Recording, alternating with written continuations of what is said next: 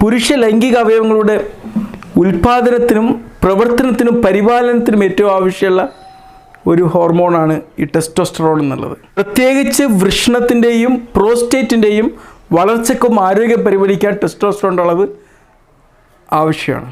പിന്നെ പുരുഷ ബീജമായിട്ടുള്ള സ്പെർമാറ്റോജെനസിസ്, ഇതിൻ്റെ ഉൽപാദനത്തിന് മതിയായ രീതിയിൽ ടെസ്റ്റോസ്റ്ററോൺ ഉണ്ടായിരിക്കണം. പ്രായപൂർത്തിയാവുമ്പോൾ നമുക്കറിയാം പുരുഷന്മാരുടെ ശബ്ദത്തിൽ അവർക്ക് മീശ വരുന്നു, മസിൽ സ്ട്രെങ്ത് ഒക്കെ വർദ്ധിപ്പിക്കുന്നു. ഇതൊക്കെ വർദ്ധിക്കുന്നത് എന്തുകൊണ്ടാണ്? ഇതിന് സഹായിക്കുന്ന ഒരു ഹോർമോൺ കൂടിയാണ് ഈ ടെസ്റ്റോസ്റ്ററോൺ എന്നുള്ളത്.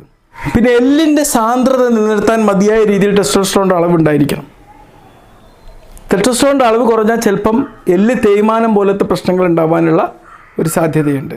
നമ്മുടെ ശരീരത്തിൽ പ്രോട്ടീൻ ഉൽപ്പാദനത്തെ, പ്രോട്ടീൻ സിന്തസിസിനെ പ്രോത്സാഹിപ്പിക്കുന്ന ഒരു ഹോർമോണാണ് ടെസ്റ്റോസ്റ്ററോൺ. അപ്പോൾ നമുക്ക് ശരിയായ രീതിയിൽ ഒരു മസിൽ